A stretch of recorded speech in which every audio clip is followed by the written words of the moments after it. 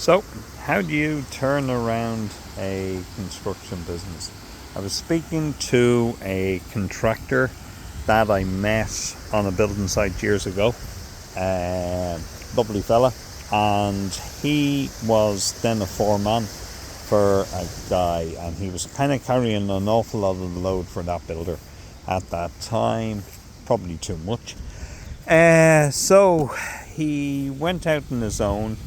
He got SEAL qualified, and then something major changed in his life. He ended up meeting a wonderful woman who was a financial wizard, and that's in his words, absolutely. But what she sounds like she did, she put tasks, she put weekly goals, she took control of finances.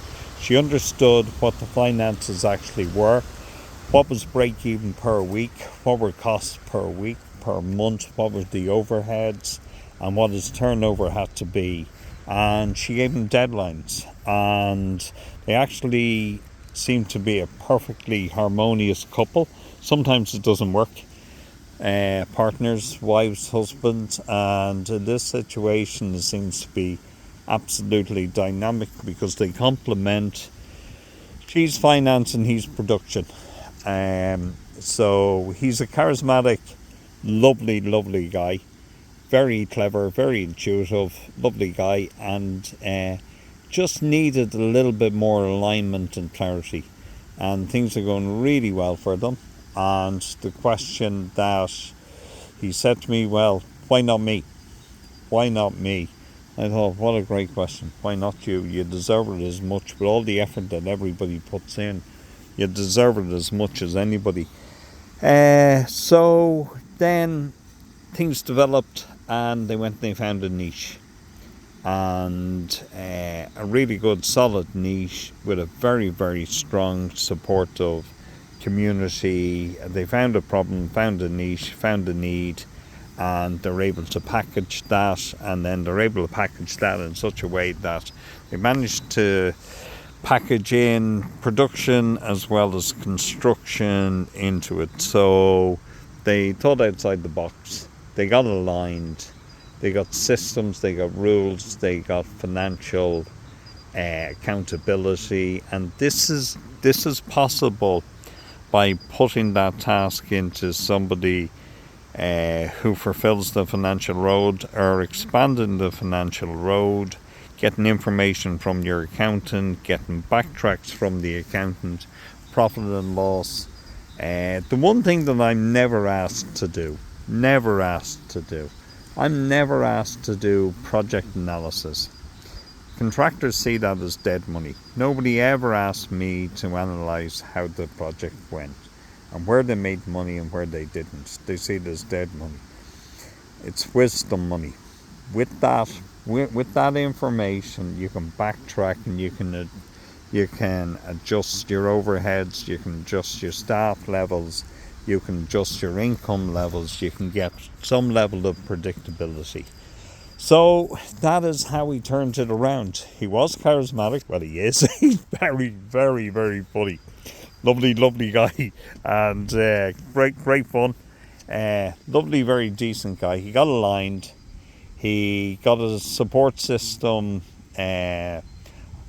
most importantly on the love level and trust level, which then, okay, watch this. Here's my mad dog. On a support system, on a love system, and then all of that converts into trust. And then she put in goals, tasks, deadlines, and she also took the business from being a buddy-based thing with a couple of pals, and they were all having a bit of a laugh, into being a pure business.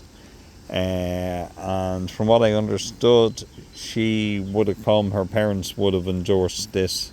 So there would have been role modeling and mentoring in the background, and sometimes that's what people need. Sometimes if it hasn't been in your family group, sometimes you need mentoring and role modeling, just being around other people that are doing this. And they often say that the best indicator of your financial status is by people that you think and hang around most with. I can understand that. Whether it's absolutely true or not, I'm not quite sure. But it is about mirroring, and your environment is everything. And to change expectations, to change values, to change perceptions, to change modeling, and to have these, and to have your goals aligned with these, so you got a non-breakable compass. You do need a strong support system. You do need a strong support system. So that is how they turned it around. And that is not unlike how I turned my father's business around. He already had a niche, Mount Marion. He already had a loyal client base. And then it was about providing the service with clarity, and it was about organising the cost, maybe not necessarily paying more, but organising the cost base better and cutting down on overheads, and all of those incremental things occurred. And what actually really also then got in the system, and it became habitual.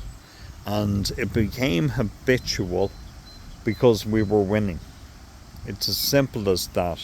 And honestly, I believe winning's in the head. I believe the winning gets hardwired. I believe that if you see a contractor and he gets 10 houses and they go well, all of a sudden he believes he can do 20. He starts to not only believe in his heart and his soul and his pocket, but in his head, but also hardwired in his head neurologically. So that is how it can be done. The big thing is to get momentum and start to get a couple of wins. And once you get a couple of wins, then other wins start to follow. And you start, and I've seen it with another contractor who went from being a guy doing 250 grand jobs, 300 grand jobs, and he was doing a lot of jobs, very good builder. He was doing a lot of jobs around the seems to be South Circular Road, around Griffin College, that side of the South Circular. Seemed to be doing loads and loads. I nearly bought a house there. But he was doing loads and loads and loads of work, and he was kind of like the local guy. But then he extended out and he got bigger jobs.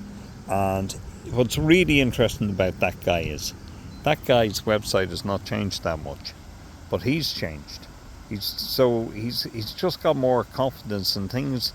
They may look like they're gravitating more towards him, but it's more of a presence, and architects are seeing him around and they're trusting the presence.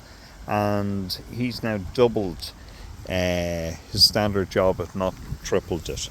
So that's just a couple of my thoughts on how to turn around a construction business.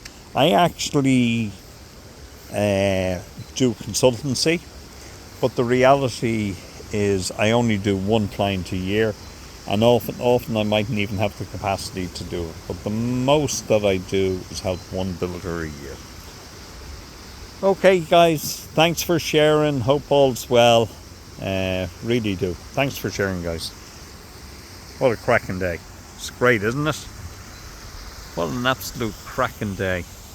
I feel bad, but I'm going to head to the gym. I'm kind of going, why am I heading to the gym in this weather? Like, honest to goodness, I mightn't head to the gym. Might just do a bit more walking later on. Okay, talk to you. Thanks, guys.